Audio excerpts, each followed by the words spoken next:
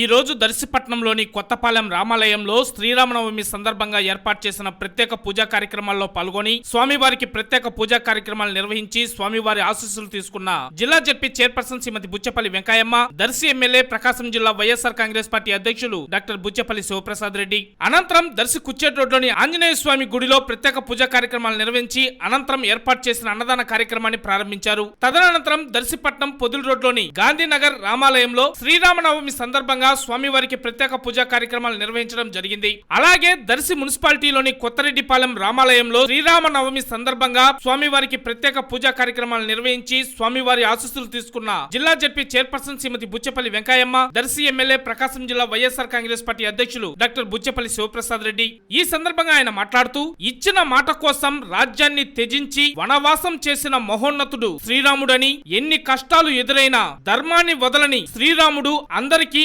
ఆదర్శప్రాయుడన్నారు. ఈ సకల గుణాభిరాముడు శ్రీరాముడి దివ్య ఆశీస్సులు అందరిపై ఉండాలని మనస్ఫూర్తిగా కోరుకుంటూ ప్రపంచ వ్యాప్తంగా ఉన్న తెలుగు ప్రజలందరికీ, ముఖ్యంగా దర్శి నియోజకవర్గ ప్రజలకు శ్రీరామనవమి శుభాకాంక్షలు తెలియజేస్తున్నానని ఆయన ఈ సందర్భంగా తెలిపారు.